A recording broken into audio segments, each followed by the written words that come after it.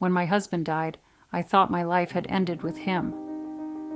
After 32 years of marriage, I found myself alone in a silent house filled with memories and empty of meaning. His name was Antonio, a good man, a hardworking father of our 2 children, and the love of my life since I was 19.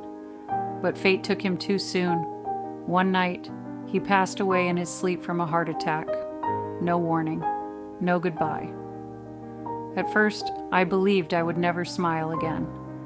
But life has strange, sometimes cruel ways of surprising us. After the funeral, I spent months locked inside the house. I only left to go to the market and church. My children tried to cheer me up, but it was as if part of me had died with Antonio. Until one ordinary Sunday, after Mass, I saw someone I hadn't seen in nearly 40 years, Daniel. He was my first love, back when we were young. We dated before I met Antonio. We broke up because he moved to another state to chase a better future. After that, we never spoke again. He recognized me right away. Gray hair, a shy smile, but the same gentle eyes. We talked like old friends. He had also lost his wife not long ago. We began meeting every Sunday after church, just talking. Coffee, laughs, memories. Slowly, I started feeling alive again. I would get dressed with more care, wear perfume. For the first time in years, I looked forward to something. Daniel started to show more affection. He'd hold my hand a little longer, hug me tighter, compliment me with words I hadn't heard in decades. One evening, he invited me to his house for dinner.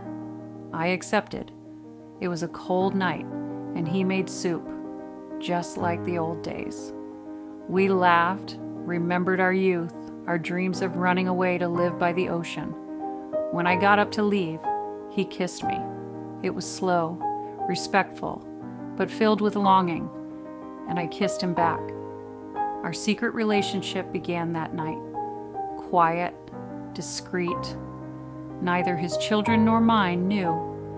We were afraid of being judged. 2 elderly people falling in love like teenagers. We didn't want to be seen as ridiculous. But within that secret, there was something pure, something beautiful, a rebirth. For the first time since Antonio died, I felt hopeful. Everything was going well. Until one morning, while cleaning the basement, I found an old locked box I hadn't seen in years. Inside were letters from Daniel, written during our youth. But something was off. Some of them were dated during the time I was already married to Antonio. And in those letters, Daniel spoke of meetings, of promises, of a love that was still alive, still hidden. My heart froze. I kept reading and found one letter where he wrote, "Even married to him, you will always be mine. One day, Antonio will be out of the way." I felt sick. It was impossible. I never cheated on my husband. Never. And I didn't remember ever receiving those letters. They were locked in a box, one that only Antonio had the key to. That night, I confronted Daniel. I showed him the letters. He turned pale. At first, he denied everything. Then, he confessed. He told me that during the early years of my marriage, he tried to win me back. He sent letters in secret, even snuck into my backyard to leave them near the mailbox. He said he never knew if I got them. But he never stopped loving me. I was stunned.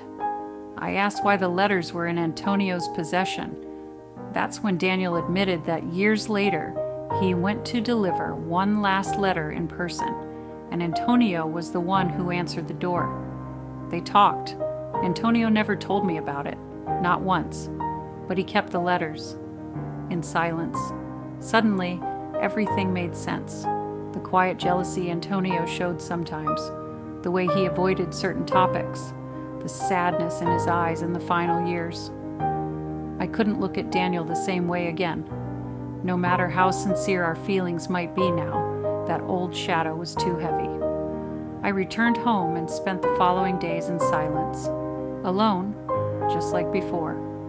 But this time, filled with more questions than answers. The next week, I went to the cemetery where Antonio is buried. I brought flowers. I kneeled and asked for forgiveness for something I might never have done, but that still caused pain. I asked forgiveness for moving on without knowing the full truth, and I promised never to hide anything again. Daniel still sends me messages, but I never responded, because sometimes life gives us a second chance, only to remind us that some stories are meant to stay buried. If this story touched your heart, let me know in the comments. Do you think she should give love a second chance? Or did she do the right thing walking away? Don't forget to subscribe for more stories like this. I'll see you in the next video.